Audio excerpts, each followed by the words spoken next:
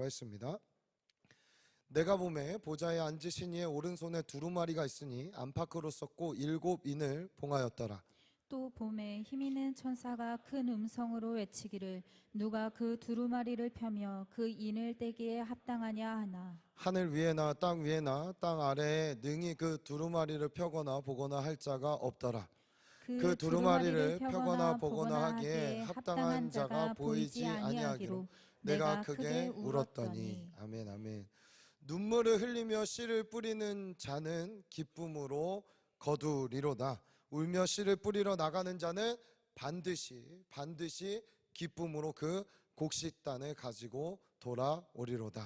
사랑하는 청년 여러분, 울 일이 많으시고 또 울기를 간절히 소원합니다. 예, 이 얘기는 무슨 얘기냐면 그냥 단순히 뭐 아파서 울어라, 힘들어서 울어라 이게 아니라 하나님이 주시는, 하나님이 갖고 계신 그 눈물을 우리의 눈에 채운다면 그 눈물은 반드시 열매를 맺게 될 줄 믿습니다. 여러분, 우리 승원 형제 간증한 것처럼 삶의 고난과 어려움이 있을 때 주님 앞에 와서 마음껏 우세요. 할렐루야. 그랬을 때 주님께서 우리의 그 눈물을 받으시고 그 눈물을 기쁨으로 바꿔주시는 놀라운 은혜가 우리 안에 있을 줄 믿습니다. 제가 오늘 제목을 Why are you crying? 이렇게 얘기했는데 사랑하는 여러분, 이 요한계시록 이제 강해를 언제 멈췄지 보니까 6월 18일 날까지 제가 이제 계시록 강해 4장까지 마무리하고 오늘 이제 5장을 이렇게 다시 들어가더라고요. 원래 계획으로는 제가 계시록을 올해 안에 끝내려고 하는데 아무래도 불가능할 것 같죠? 네, 불가능할 것 같지만 뭐 끝나겠죠, 언젠간. 그래서 22장까지 새하늘과 주님 오시기 전에는 끝날 것 같아요. 그래서 여러분 혹시나 앞부분이 궁금하시거나 앞부분에 대한 이해가 좀 필요하시면은 앞에 제가 했던 그 강의 설교들을 좀 보시면은 도움이 될 것 같습니다.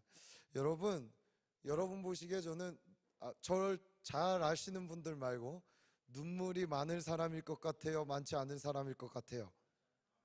많지 않을 것 같아요? 예. 뭐 상대적이겠죠. 누가 봤을 때는 많다고 볼 수도 있고 많지 않다고 볼 수도 있고, 가끔 제가 이제 찬양할 때, 가끔 아닌 것 같아요, 자주 이 앞에서 찬양하다 눈물을 주르르 흘리는데 저희 예배팀 인도자들 이제 앞에서 저를 이렇게 보니까 많이 놀려요. 왜 목사님을 눈물로 세수를 하냐고 막 이러면서 눈물을 닦고 이렇게 하면서 하나님 앞에 예배하게 되는데, 제가 사실 어려서도 눈물이 되게 많았어요. 근데 어려서 제가 언제 눈물을 흘린 기억들은 뭐 여러 기억들이 있지만 제가 되게 이게 눈물 흘릴 일이었는가 했는데 눈물을 흘린 적이 있었던 거, 진짜 기억에 남는 한 사건이 있다면 초등학교 1학년 때 저는 이제 저희 친척들이 정말 많은데 그 친척들 중에 막내거든요. 그러니까 정말 막내였어요. 막내 중에 막내였어요. 그래서 저랑 막 외가 쪽에 있는 친척 형이라고 말하는 사람들은 뭐 20살 이상 차이 나는 그런 분들이 막 친척 형이라고 말하니까 사실은 뭐 삼촌 같은 분들이었죠. 그렇죠? 저희 집에서도 완전 막둥이거든요. 그러니까 작은 누나랑 8년 차이 나고 큰 누나랑 11살 차이 나고, 그리고 저희 친척들도 뭐 큰 집 작은 집 할 거 없이 저랑 나이 차이가 상당히 많이 났어요. 그러다 보니까 여러분 뭐 이제 명절 얼마 안 남아서 다가오니까 알겠지만 여러분들 막 명절 때 가서 뭐 나랑 비슷한 나이의 또래 친척들하고 이야기하고 공감대 형성하고 이러면 즐겁지만 가끔 이럴 때가 있어요. 정말 만약에 진짜 애기면은 그냥 귀엽기라도 하죠. 근데 한 초등학교 좀 애매한 나이 있잖아요. 이런 친구들이 막 계속 귀찮게 놀아달라고 한다면은 여러분 어때요? 막 계속 그 친구와 이렇게 붙어서 놀아주는 게 마냥 좋습니까? 조금 귀찮기도 하고, 다 안 그런가 봐요. 저는 그럴 것 같아요. 귀찮기도 하고 좀 성가시기도 하고, 우리 막 어디 가려고 하면 얘 때문에 막 못 가고 얘 때문에 못 먹는 것도 있고, 막 친척들끼리 모여서 노래방도 가고 싶은데 얘는 데리고 가면 막 그냥 뽀뽀뽀나 부를 것 같고 막 이러니까 데리고 가기 싫단 말이죠. 그러니까 제가 그런 입장이 있었어요. 그러니까 친척들이 이제 큰 집에 다 이렇게 모였는데 한 10여 명이 이렇게 모였는데 막 자기들끼리 노는데 저 껴서 막 놀고 싶은 거죠. 근데 이제 집에서는 막 잘 놀아줘요. 막 요한이 너 귀엽다 이러고, 가끔 친척 형은 막 꿀밤 때리고 제 그 뭐예요 세뱃돈 얼마 받아서 막 뺏어가기도 하고 막 이러면서 제가 너무 이쁨을 받으니까 시기하기도 하고 이런 일들이 있었는데, 근데 이제 저녁이 되면은 그때는 저희가 하루 전에 가서 막 친척 집에서 자고 이랬거든요. 그러면 이제 저녁에 그 당시에 이제 막 노래방 이런 것들이 있을 때예요. 80년대 후반 90년대 초 이러니까 노래방 이런 게 막 유행할 때인데 노래방을 간다는 거예요. 제 초등학교 1학년 때. 근데 저도 너무 가고 싶은 거예요. 진짜 너무 가고 싶은 거예요. 너무나 간절했어요. 정말 갈망했어요. 너무 가고 싶었는데 어떻게 해요? 저 몰래 쑥덕쑥덕 대더니 나 뭐 이렇게 하면서 너 잠깐 있어, 우리 저기 뭐 어디 마트 갔다 올게 하더니 우르르르 나가는 거예요. 그래서 아니 왜 가? 어디 가? 막 이러면서 제가 물었죠. 너무 서러웠던 건 우리 누나들도 저를 배제하고 가려고 그랬던 거예요. 친 누나들이. 여러분 동생들한테 그러시면 안 돼요. 다 마음에 남아, 이렇게 마음에 남아 있잖아요. 그렇죠? 그래서 막 가는데 아니 제가 봤을 때 초등학교 1학년 때도 분명히 알았어요. 저들은 노래방을 간다 지금. 노래방을 가고 있다. 나도 가서 마이크를 잡고 싶다. 어렸을 때부터 마이크를 좋아했나 봐요. 마이크를 잡고 싶다. 난 반드시 가서 뽀뽀뽀를 부르고 싶다. 이런 마음이 제 마음에 너무 간절했던 거예요. 그래서 아닌 것 같은데, 노래방 가는 것 같은데 이랬어요. 그랬더니 아니라고, 우리 그냥 다른 데 간다면 저를 하고 가니까 제가 어떻게 해요? 그때부터 막 울기 시작한 거죠. 막 이러면서 나만 냅두고 막, 근데 소리 지르다 안 먹히니까 서럽게 울고 불쌍해 보이게 울고 막 이러니까, 그러면 이제 어른들이 어떻게 해요? 야, 얘 좀 제발 데리고 가라고. 그냥 얘 데리고 가라고. 왜 니들끼리 가냐, 그냥 데리고 가라. 그래서 데리고 갔어요. 예. 첫 번째로 제가 마이크를 잡고 놓지 않으려고 했던 그런 기억들이 납니다. 여러분, 눈물은 그런 위대한 힘이 있더라고요. 예, 불쌍해 보이고 안타까워 보이니까 어른들이 봐주고 해주는 그런 일들이. 저희 첫째 아들이 눈물이 많아요. 사실 셋째는 아직 모를 때고 둘째는 조금 눈물이 덜한 것 같아요. 얘는 막 가다 자빠져도 사실은 웬만치 다친 거 아니면 안 울거든요.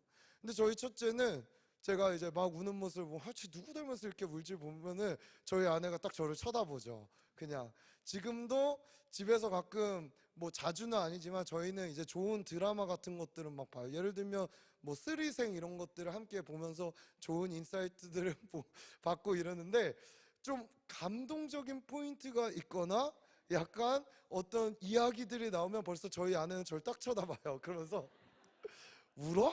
막 이래요. 그냥 막 산통을 깨요, 그 감정에. 그런 제가 이제 좀 눈물이 많은 사람입니다. 여러분, 제가 그래서 눈물을 연구해 봤어요. 사람은 왜 눈물을 흘릴까? 눈물의 의미가 뭘까 도대체? 여러분, 눈물은요 보니까 과정이 있는데, 이 우리 눈에 다 큰 눈물집과 작은 눈물집들이 눈 안에 뼈 사이마다 다 있다고 해요. 거기에 모든 사람이 눈물이 차 있어요. 그래서 이 눈물이 평소에 세 가지로 우리가 구분할 수 있어요. 첫 번째는요, 기본적인 눈물이 있대요. 뭐냐 하면 우리 눈을 그냥 계속 촉촉하게 유지해주는. 그래서 안구 건조증이 걸렸거나 이런 사람들은 사실은 이 기본적인 눈물이 이렇게 눈물샘에서부터 공급되지 않은 그러한 병에 걸린 거죠. 그런 기본적 눈물이 있대요. 두 번째는 반사적인 눈물이 있어요. 어떤 게 있죠? 이물질이 들어가거나 막 양파 까다가 막 통곡하시는 분들도 있잖아요. 그렇죠? 양파 막 치다가 막 매운 게 이게 공기 중에 들어와서 우는. 그래서 눈을 보호하기 위해서 어떤 외부의 공격으로부터 보호하기 위해 흘리는 눈물이 있습니다. 세 번째 눈물은 뭐냐 하면요, 이거는 눈물이라기보다는 울음이라고 표현하더라고요. 오늘 제가 본문에 말하는 crying이라고 이야기하는 거예요.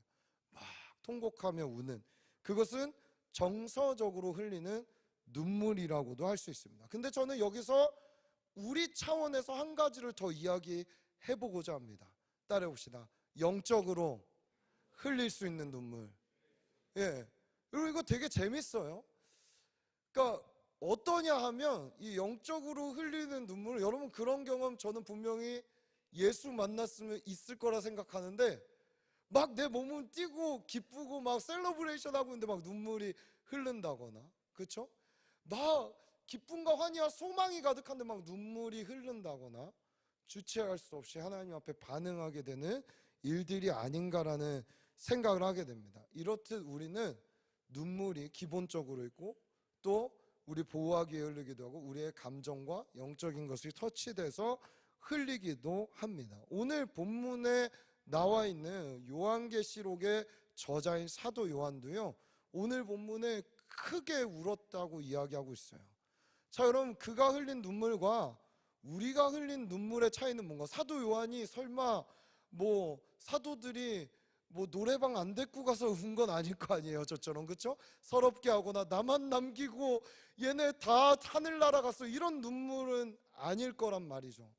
우리의 눈물과 우리가 흘리는 눈물과의 질적인 차이가 있다는 것을 오늘 본문을 통해 저는 잠시 묵상하게 되었고 제 안에 말씀으로 하나님께서 은혜를 주셨습니다. 오늘 그 부분들을 함께 나누려고 합니다. 오늘 본문에 요한도 울고 있습니다. 그렇죠? 왜 울지? 왜 울고 있는가?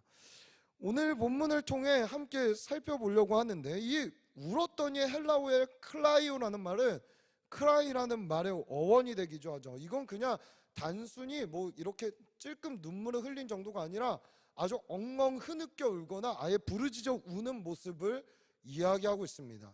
자, 요한계시록 1장은 계시록에 대한 소개를 이야기하고 있죠. 2장과 3장은 이 계시록의 직접적인 수신자인 7 교회에게 사도 요한이 하나님의 마음을 받아서 편지하고 있는 모습들입니다.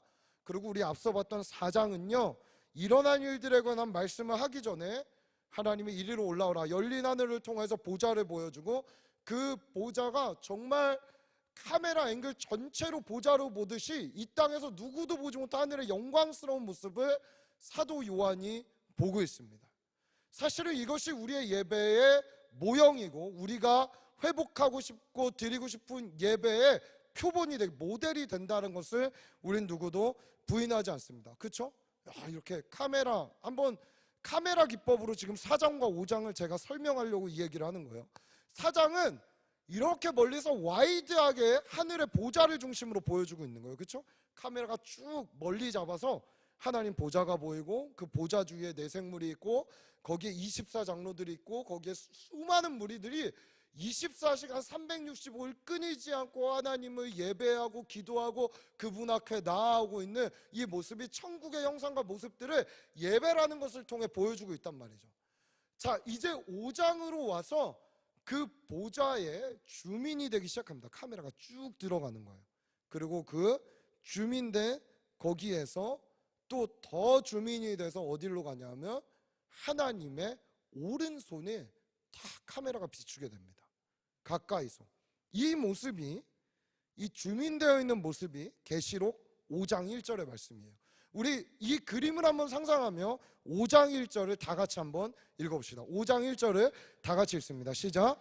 내가 봄에 보좌에 앉으신 이의 오른손에 두루마리가 있으니 안팎으로 썼고 7인으로 봉하였더라. 예, 7인으로 봉인한 게 보일 정도로 요한의 눈에 이게 가시적으로 보였다면 정말 하나님이 요한의 뭐 그 영적 시력을 정말 밝혀줬든지 이게 정말 세세하고 자세하게 이게 보이고 있는 거예요. 요한의 눈에. 그렇죠? 아주 뭐 두루마리에, 그 두루마리가 얼마나인지 모르겠지만 그 두루마리에 찍혀있는 인이 몇 개인지까지 보였다면 어쩌면 두루마리에 써있는 글씨도 일부분이 요한이 보이지 않았을까라는 조심스러운 해석도 가능합니다. 자, 근데 이 두루마리가 보좌에 앉으신 이의 어느 손에 잡혀있죠? 오른손에. 주님의 권능이라고 표현하는 오른손으로 주님은 이 두루마리를 움켜쥐고 계십니다. 그렇죠? 이 권능의 손의 두루마리에 안으로 밖으로, 자, 이렇게 말려 있는데 안팎이 보인다니까. 그러니까 요한이 지금 되게 디테일하게 보게끔 주님이 의도적으로 보여주고 계신 거예요. 이 두루마리를 안과 밖에 빼곡히 무언가가 적혀져 있는 것이 보이기 시작합니다. 자, 먼저 이 두루마리에 글이 써 있다는 것으로 보아 글을 쓰신 분이 누굴까요? 하나님 직접 쓰셨겠죠. 그리고 봉하셨겠죠. 그것이 풀리지 않도록. 자, 소위 여기에 뭐가 적혀 있냐에 아마 신학자들 안에 이런저런 이야기들이 많이 의견들이 있습니다. 이 의견들을 좀 소개하자면 첫 번째는 아마 여기에 생명책에 적혀 있는 이름들이 함께 적혀 있을 것이다. 그리고 심판받을 사람들의 이름도 적혀 있을 것이다. 이런 의견도 있어요. 또 한 가지는 앞으로 일어날 일들에 대한 역사적 사건들이 함께 적혀 있을 것이다. 뭐 이런 이야기들이 주를 이루고 있습니다. 자, 어쨌든 이 두루마리가 임봉되어 있는 것으로 보아 아직 풀지 말아야 할 비밀이나 때가 되지 않은 것을 이야기하고 있는 것이죠. 여러분, 앞서 말한 심판받거나 구원받을 사람들의 이름이 적혀져 있을 것이다 라는 부분에 있어서는 우리가 함께 좀 주목해서 볼 수 있는 말씀이 있는데요. 우리 다니엘서 12장 1절부터 3절을 한번 함께 합독해 볼까요? 우리 12장 1절부터 3절 다 같이 합독합니다. 시작. 그때에 내 민족을 호위하는 큰 군주 미가엘이 일어날 것이요 또 환난이 있으리니 이는 개국 이래로 그때까지 없던 환난일 것이며 그때에 내 백성 중 책에 기록된 모든 자가 구원을 받을 것이라.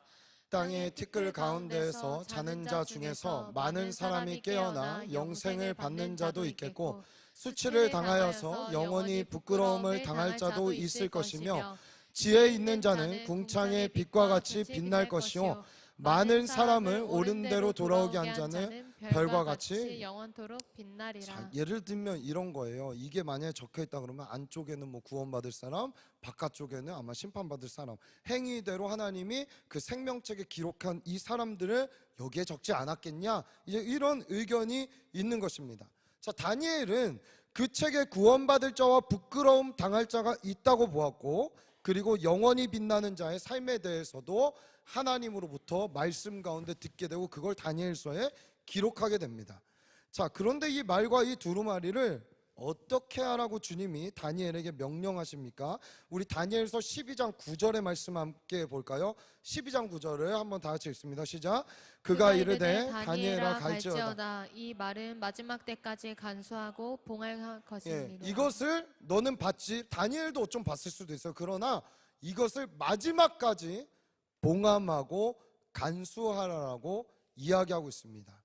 왜냐하면 주님의 말씀이 풀리거나 주님의 비밀들이 풀릴 때는 따라합시다. 비밀은 방법과 시기가 맞아야 풀린다. 우리에게 어쩌면 우리가 알았겠어요. 오늘 간증한 승원이를 대자면 승원이가 몇 날 몇 시에 회복될 줄 제가 어떻게 알아요? 그렇죠?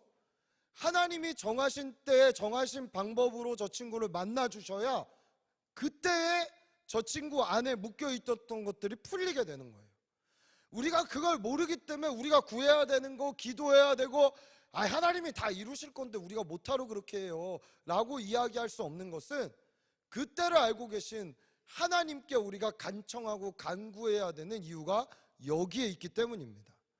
그런 부분에서 하나님의 비밀과 하나님의 두루마리, 하나님의 말씀과 하나님의 언약이 이루어지는 것은 언젠지 모르지만 여러분 정말 주님을 만나 주님의 약속이 내 삶에 이루어질 것은 나의 육신의 소욕과 나의 원함과 나의 정욕으로 구한 것이 아닌 어느 때에 주님 앞에 저도 비밀스럽게 주님과 교제하면서 주님께 받은 마음들이 있거든요. 정말로 이건 내 삶에 반드시 이루어질 거야 하는 것들이 제 안에 있어요. 제가 혼자 간직하고 있는 것들, 누구에게 말할 수 없는 것. 이건 뭐 제가 무슨 큰 걸 하겠다, 여기서 성공하겠다 이런 거 절대 아니에요. 그냥 진짜 저와 하나님과의 비밀 안에서만 이루어지는 그 놀라운 은혜 안에 비밀 안에 이루어지는 것들이 제 안에도 갖고 있거든요. 그거 하나님이 언젠가는 꼭 이루어주시고 풀어주실 거라고 믿어요. 여러분 이게 하나님의 때에 하나님의 방법으로 그 어느 때가 되면 열리는 때가 있다라는 것입니다. 왜 이렇게 하셨을까요? 왜 그걸 당장 풀어주셨어도 되고 당장 알려주셨어도 되는데 왜 하나님의 때를 정하시고 하나님은 이것을 당신이 원하는 때에 풀어주고 알려주시겠다고 이야기할까요? 우리 다니엘서 12장 13절의 말씀 한번 볼까요? 12장 13절 다 같이 읽습니다. 시작. 너는 가서 마지막을 기다리라. 이는 내가 평안히 쉬다가 끝날 때는 그 몫을 누릴 것임이라. 따라봅시다. 우리의 믿음을 테스트하기 위해. 이게 다른 새 번역 버전으로 보면 다니엘서 12장 13절이 앞부분이 되게 흥미롭습니다. 이렇게 얘기합니다. 너 다니엘아, 끝까지 신실하라. 이렇게 얘기해요. 끝까지 신실하라. 이 말씀이 너의 삶에 이루어질 때까지, 너가 그걸 기업으로 받을 때까지 끝까지 신실하라. 여러분, 이거 사실 다니엘에게는 굉장히 좀 뭐라 그럴까요? 인색한 얘기 아닙니까? 하나님, 그러니까 우리 인간의 입장에서 봤을 때 하나님 좀 인색하지 않아요? 왜냐하면 지금 산전수전 다 겪으면서 노인이 된 다니엘이란 말이에요. 이 세 친구는 이미 신실함의 정도를 넘어서 불구덩이에 그냥 목숨을 던지고 들어갔다 왔어요. 아니, 다니엘은 어떻죠? 여기 사자우리 한번 들어갔다 와보신 분 계신가요? 없잖아요. 네. 사자우리에 들어갔다 왔다니까요. 뭐 때문에? 주님을 믿는 그 믿음 때문에. 근데 이런 다니엘한테, 야, 그동안 수고했다, 열심히 했다, 내가 너한테는 이걸 지금 풀어주고 마음껏 풀 수 있게 하게 다니겠다가 아니라 그래도 끝까지 신실하라고 얘기하는 거예요. 사랑하는 여러분, 신앙은 어제의 것이 아니에요. 신앙은 오늘의 것입니다. 내가 과거에 얼마나 많이 만났고 얼마나 많이 들었고 얼마나 많이 경험했고 보다 오늘 그 경험을 토대로 내가 지금도 주님 말씀 붙잡고 약속 붙잡고 한 발짝 한 발짝을 걸어가고 있나, 주님은 이것을 다니엘의 모습을 통해 우리에게 이야기해주고 있는 것입니다. 자, 이 놀라운 책이 봉함되어 있던 이 책이 눈앞에 보이니 우리 사도 요한이 다니엘서도 봤을 거고 예언서들을 봤을 텐데 얼마나 나와 있던 그 책이 자기의 이 영적 하늘과 세계에서 보인다라는 것을 봤을 때 얼마나 설렜을까요? 얼마나 이게 풀어지길 원했을까요? 얼마나 이것이 이루어지기를 원하고 있었을까요? 하나님의 말씀이, 하나님의 비밀이 이제 이 땅의 마지막이 끝나고 마라나타 주 예수가 오시겠구나라는 것을 얼마나 고대하고 있었을까요? 그런데 두루마리를 보여줬는데 천사가 이런 이야기를 합니다. 우리 2절과 5장 2절과 3절의 말씀 한번 읽어볼까요? 시작. 또 봄에 힘 있는 천사가 큰 음성으로 외치기를 누가 그 두루마리를 펴며 그 이늘 떼기에 합당하냐 하냐. 하늘 위에나 땅 위에나 땅 아래에 능히 그 두루마리를 펴거나 보거나 할 자가 없더라. 아니, 알려주면 좋잖아요. 이렇게 돼서 열릴 거야, 뭐 이런 프로세서, 이런 과정을 알려주든지 언제 열릴 거야를 알려주든지 이러면 좋은데 자꾸 의문문으로 얘기합니다. 그렇죠? 이 두루마리를 누가 펴냐, 그 인을 누가 떼냐 라고 이야기를 합니다. 여러분, 긴장을 증폭시키고 있는 거예요. 궁금증을 유발하면서. 왜? 이렇게 해야 이걸 떼실 분, 이걸 뗄 분이 왔을 때 야, 이분이었구나 하는 것을 우리에게 알리기 위해서라는 겁니다. 그래서 요한계시록은, 모든 성경이 그렇지만 특별히 요한계시록은 우리가 절대 방향을 잃으면 안 됩니다. 여러분, 계시록에 우리가 정말 집중하고 봐야 될 것은 뭐 환란이 있어갖고 뭐 3분의 1이 죽고 이런 일이 언제 일어나고 어떻게 되냐, 뭐 그 이후에 있을 일들이 뭐냐, 뭐가 어쨌냐, 우리가 어떻게 변하냐, 뭐 교회들에 어떤 일이 있냐, 이것보다 더 중요한 게 있습니다. 예수님을 알아가는 거예요. 예수님을 깊이 알아가는 거예요. 그 어린 양이 어떤 일을 했는지 아는 거예요. 그 어린 양밖에 없다라는 것을 우리가 믿음으로 알아가는 거예요. 누가 그 이늘 떼기에 합당하냐 찾고 있습니다. 아무리 주위를 둘러봐도 없습니다. 두루마리를 풀기에 합당한 자, 풀어 그 비밀을 알릴 자, 감히 위대한 하나님의 오른손에서 그 두루마리를 취해 이 땅에 하나님의 온전한 통치를 가져올 자. 여러분, 근데 이런 생각 안 해보셨어요? 왜 요한이 딱 보고 이 얘기 딱 천사에게 들었을 때 그럼 내가 가서 떼면 안 됩니까? 내가 떼겠습니다. 저는 그랬을 것 같은데 왜 이런 이야기를 안 했는지, 아니 할 수가 없었는지를 우리가 알 필요가 있습니다. 여러분, 이 부분에서 우리가 잘못 이해하면 우리도 이단이 될 수 있다는 거예요. 왜 사도 요한이 본인이 떼겠다고도 못했고 뗄 수가 없었는가? 죄된 인간이 감히 하나님의 전능한 손에 있는 것을 직접 올라가서 떼는 것이라는 건 불가능합니다. 안 되는 거예요. 그래서 여러분, 정말 우리가 조심해야 될 게 뭐냐 하면, 우리가 마치 하나님의 말씀을 나눌 때 뭔가 계시를 받은 것처럼, 나만 아는 말씀인 것처럼 전하는 그런 사람들은 여러분 진짜 조심하셔야 돼요. 여기 혹시 신천지 계시면 돌아오세요. 예. 이만희 씨는 그냥 할아버지예요. 예. 진짜 할아버지예요. 그 동네 할아버지예요. 과천 지나다니다 만나면 동네 할아버지예요. 그분은 특별한 계시를 받은 자가 아니에요.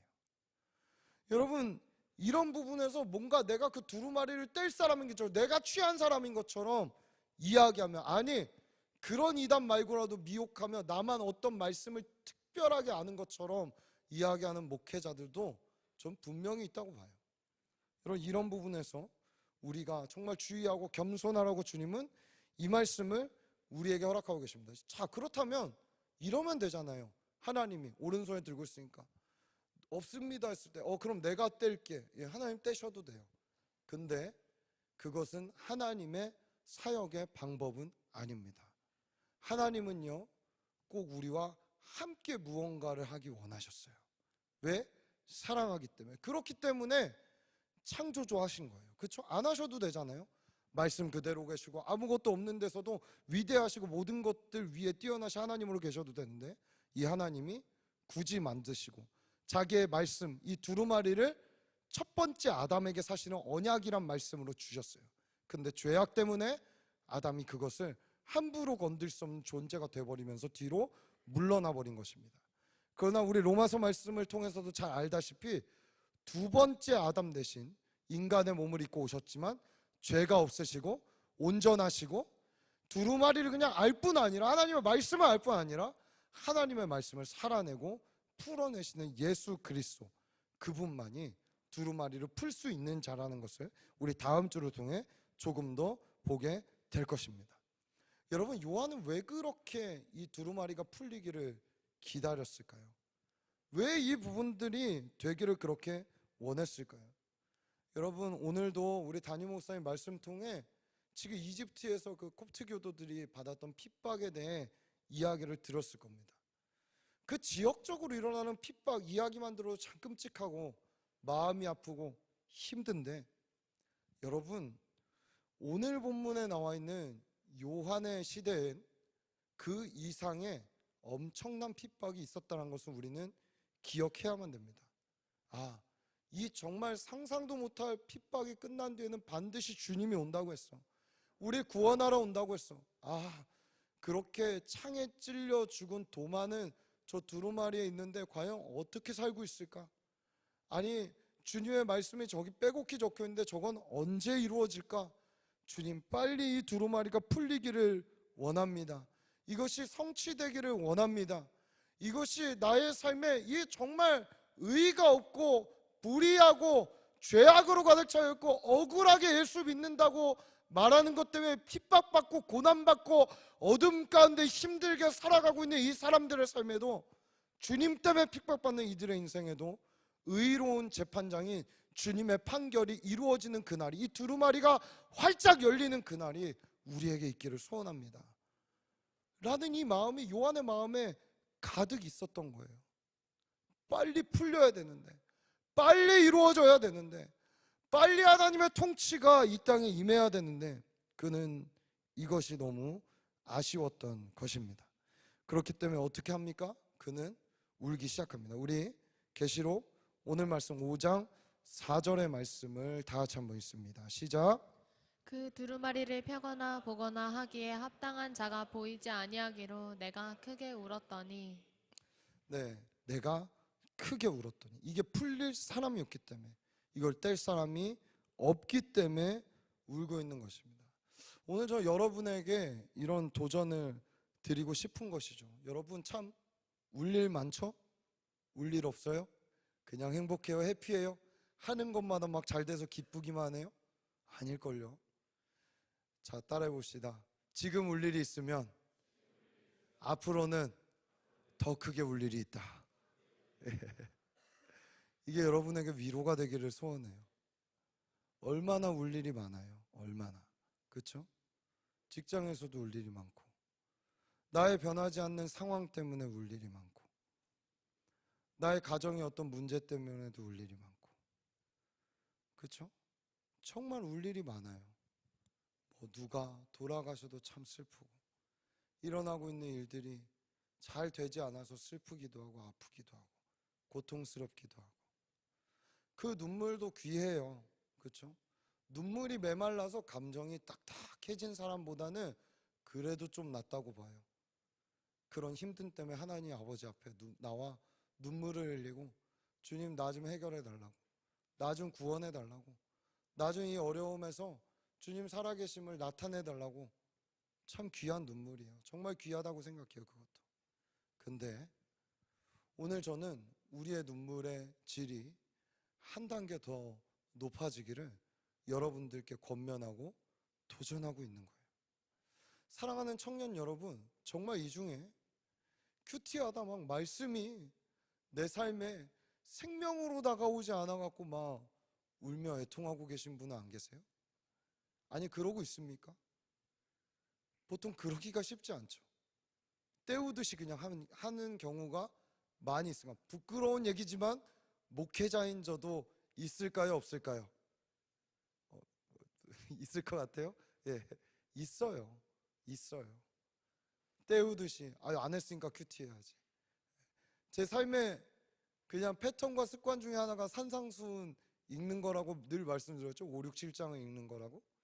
기계적으로 읽을 때 있을까요, 없을까요? 있어요. 마음에 감동 하나 없이 글자로 읽는. 여러분, 그렇게 읽고 그렇게 말씀을 받아들이는 삶에 정말 간절함이라는 게 묻어날 수 있을까요? 그리고 그렇게 한다면 하나님이 정말 여러분 삶에 그 약속을 이루시기를 그러고도 원한다고 할 수 있을까요? 저는 아니라고 생각해요. 또 하나 묻겠습니다. 여러분, 정말 내 문제 말고 이 주변에 일어나고 있는 일들이나 어떤 다른 영혼들을 위해서는 여러분, 과연 여러분이 하루에 내가 하나님 앞에 나와 기도하고 눈물을 그것도 안 하고 있는 사람은 지금 문제가 있고, 진짜로 하루에 5분도 10분도 기도 안 하는 사람은 진짜 문제가 있고, 우리 기도하는 사람은 전제로 칩시다.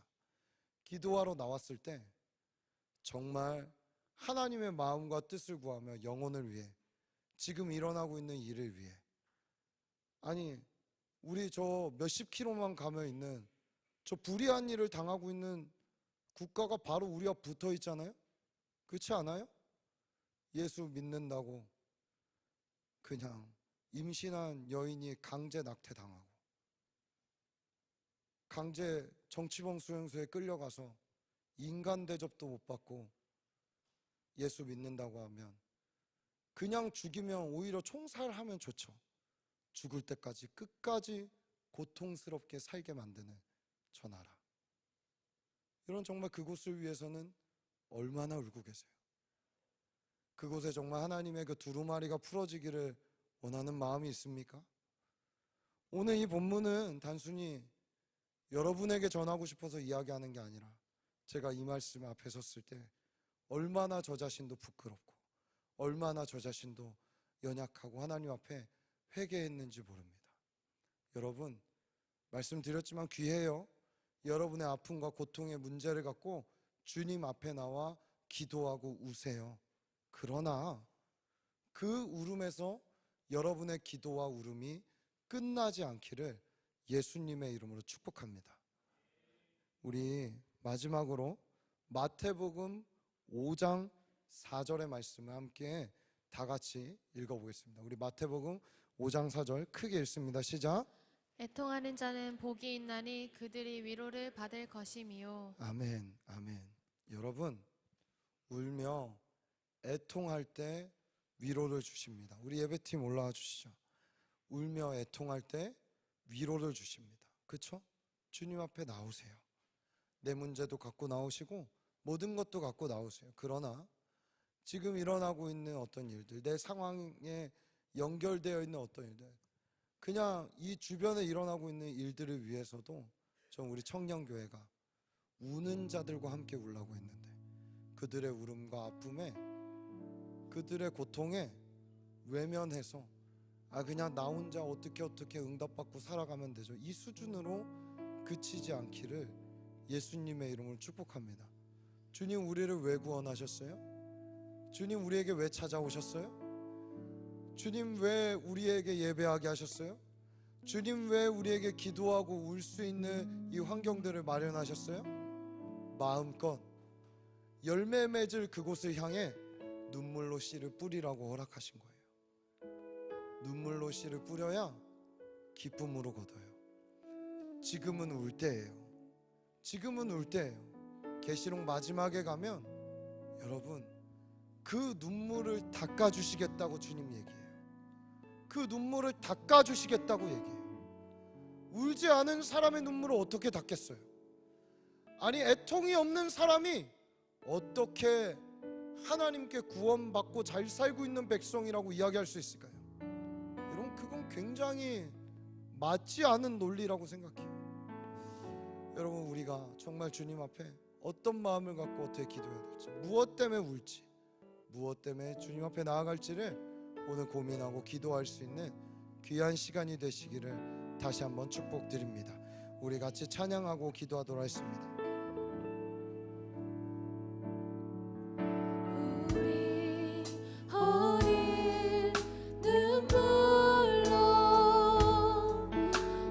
하늘의 씨앗을 심는다. 꿈꿀 수 없어 무너진 가슴에 저들의 푸른 꿈 다시 돋아나도록 우리 함께 땀 흘려 우리 함께 땀 흘려 소망의 길을 만든다. 내일로 가는 길을 찾지 못했던 저들 노래하며 달려갈 우리 다시 한번 고백합시다. 우리 오늘 눈물로 우리 오늘 눈물로 하늘의 씨앗을 심는다. 꿈꿀 수 없어 무너진 가슴에 저들의 푸른 꿈 다시 돋아나도록 우리 함께 땀 흘려 소망의 길을 만든다. 내일로 가는 길을 찾지 못했던 저들 노래하며 달려갈 그날에 우리 보리라. 그날에 우리 보리라. 새벽 이슬 같은 저들 일어나 뜨거운 가슴 사랑의 손으로 이 땅 치유하며 그날에 우리 보리라. 그날에 우리 보리라. 울며 씨를 뿌리는 자는 반드시 응답이 있을 것입니다. 뜨거운 가슴 사랑의 손으로 이 땅에 치유되며 이 땅 치유하며 행진할 때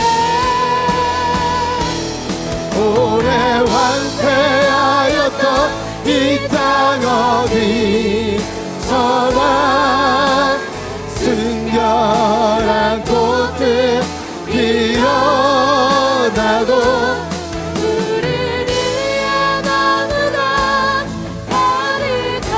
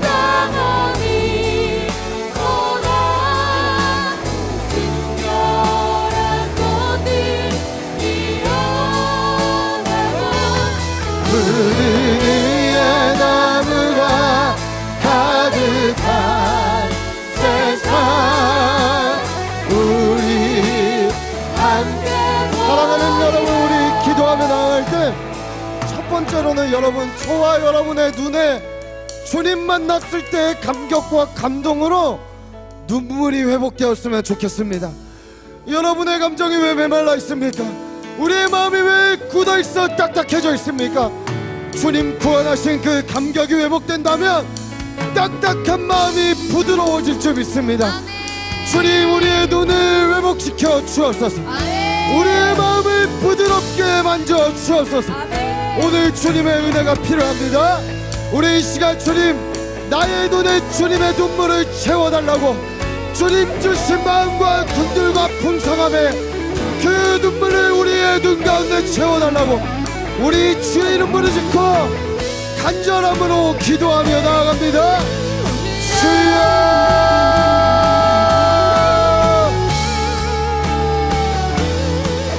주님, 굳어져 있는 우리의 마음을 깨뜨리시고 우리를 만지셨습니다. 우리의 마음과 눈이 주님 앞에 회복되게 하여 주십시오. 아파도 아픈 줄 모르고 고통이 있어도 고통스러운지 모르고 살아가는 안타까운 인생이 되지 않게 하시고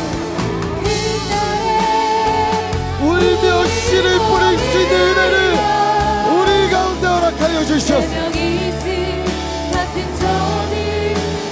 주님 앞에 나와 울며 주님 앞에 나와 갈망하며 주님 앞에 나와 가슴을 찢게 하여 주십시오.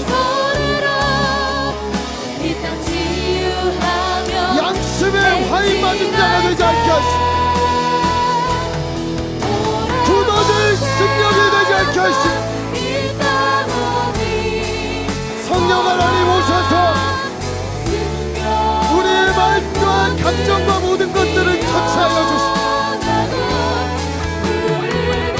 우리를 온전하게 만들어 가시며 빚어가 주십시오. 주여,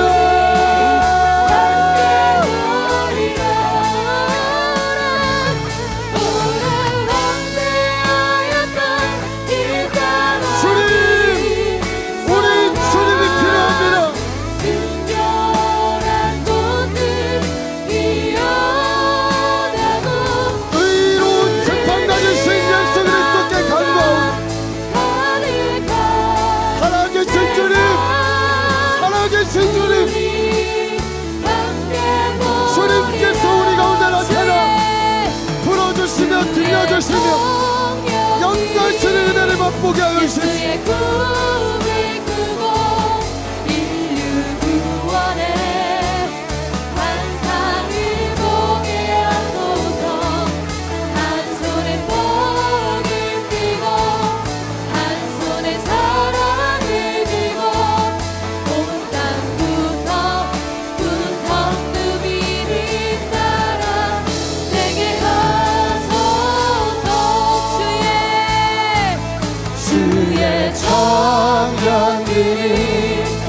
예수의 꿈을 꾸고 인류 구원의 환상을 보게 하소서.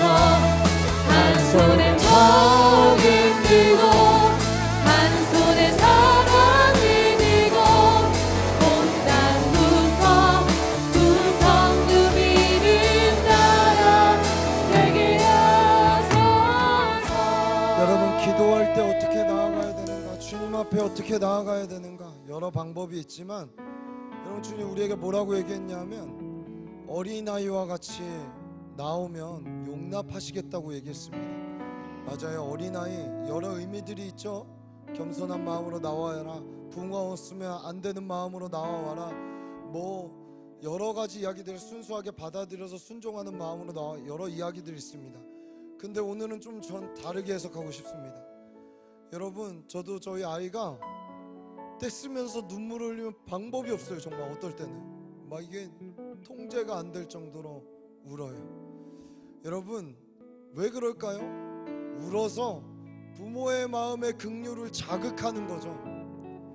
여러분 우리에게 가장 큰 응답이 오는 길은 뭔지 아세요? 주님이 우리를 긍휼히 여기시는 거예요. 우리 긍휼히 여기시면 긍휼히 여기사 우리의 기도를 들으세요. 긍휼히 여기사 오셔서 우리를 치유해 주세요. 긍휼히 여기사 이 땅을 고쳐주세요. 여러분 주님의 긍휼에 기대는 기도인 거예요.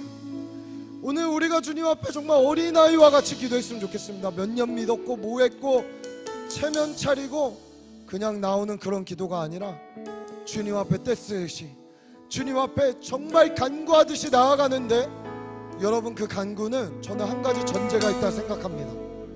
그냥 내 거 내 욕심으로 떼쓰는 게 아니라 하나님 정말 이 일은 이루어 주셔야 되지 않겠습니까? 우리의 다음 세대가 죄악 가운데 죽어가고 있어요. 우리의 청년들의 소망의 빛을 잊고 정서적으로 정신적으로 고통과 피폐의 집 가운데 유린당하고 있습니다. 주님 진리가 진리인지도 모른 채 어둠 가운데로 행하고 있습니다. 하나님 구원은커녕 예수의 옛자도 듣지 못하고 죽어가는 영혼들이 너무나 많습니다. 하나님 우크라이나의 전쟁으로 죽어가는 젊은이들이 너무나 많습니다. 하나님 열방의 전쟁과 핍박과 고난 가운데 예수를 믿는다는 이것 때문에 죽어가는 자들이 너무나 많습니다. 주님 우리를 긍휼히 여겨주세요. 주님 우리를 고쳐주세요. 우리에게 소망을 부어주세요. 여러분 요한이 그렇게 울었을 때에 그제서야 그 다음 장에 두루마리를 풀 어린 양이 등장합니다. 사랑하는 여러분, 명분 있는 떼씀이 되기를 축복합니다.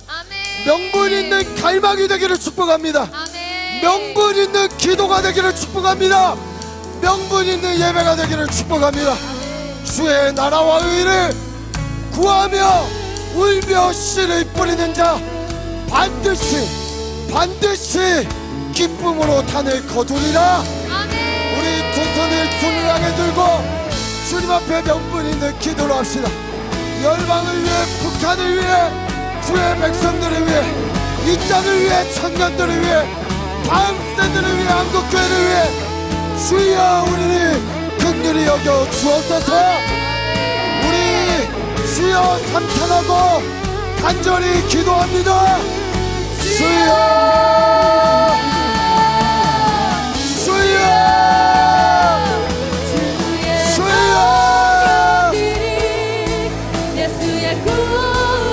주님 우리를 살려주십시오. 주님 우리를 살려주십시오. 우리에게 아픔 당하고 고통 당하는 지체 이유도 영문도 모른 채 그렇게 어두운 가운데 있는 자들 흑암의 권세에서 건져내어 빛 가운데로 나오게 하여 주십시오. 주님이 한국교회와 대한민국을 다시 부흥으로 이끌어 주십시오. 캠퍼스를 살려주옵소서. 가정과 직장이 회복되게 하옵소서. 저 북한 땅의 우상이 깨어지게 하시고 마음껏 복음을 전하며 마음껏 예배하며 기도하는 나라가 되게 하십시오.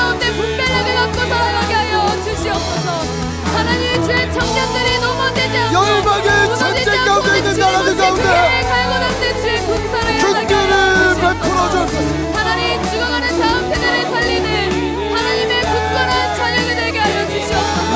하나님 어둠 가운데 잠들어 있는 영혼들이 깨어지게 하시고 하나님 죽은 자들이 살아나게 하여 주셔서 하나님 주의 청년들이 예수의 복음을 들고 이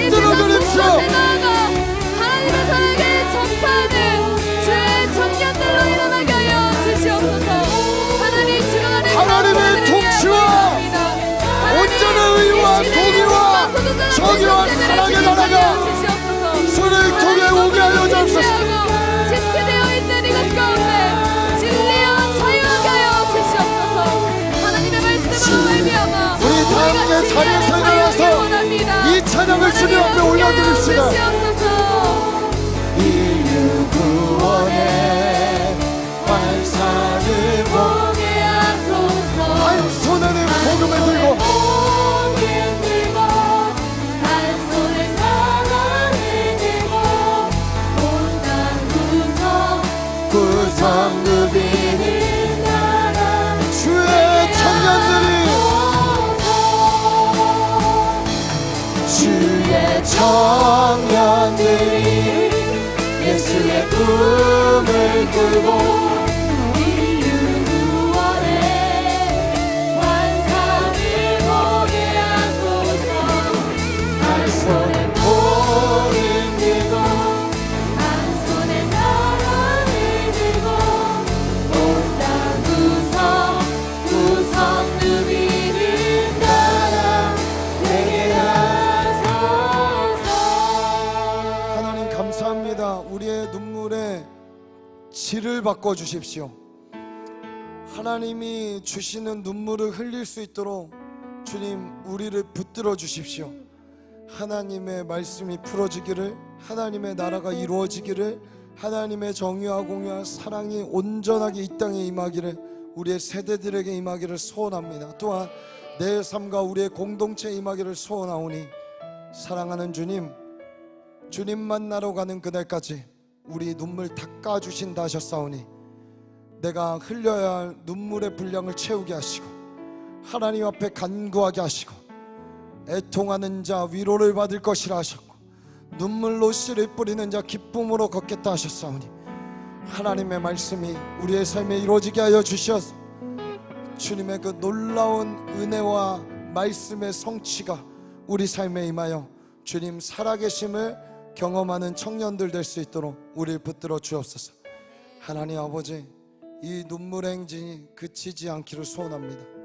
한 방울의 눈물이 한 영혼을 살리게 하시고 회복하게 하시고 주님 나라를 이루는 귀한 밑거름이 되도록 우리의 눈물을 사용하여 주옵소서. 감사합니다. 모든 영광 주께 올려드리며 이 모든 말씀 살아계신 우리 구주 예수님의 이름으로 기도합니다. 여호와는 내게 복 주시고 여호와는 내게 복 주시고 너를 지키시길 원하며 여호와는 그 얼굴을 내게 비추사 내게 은혜 베푸시길 원하며 여호와는 그 얼굴을 내게로 향하여 드사 내게 평강 주시기를 원하노라. 지금은 우리 구주 예수 그리스도의 은혜와 하나님 아버지의 사랑과 성령님의 감화 감동 역사 교통하심이 이제 나의 고통에 머물러 있는 눈물을 확장하여 하나님 나라를 위해 울기로 작정하는 시냇가 푸른 청년교회 모든 지체들과 시냇가 푸른 나무교회와 한국교회와 열방의 주의 몸된 모든 교회 위에 이제로부터 영원까지 함께 하시기를 간절히 축원하옵나이다. 아멘.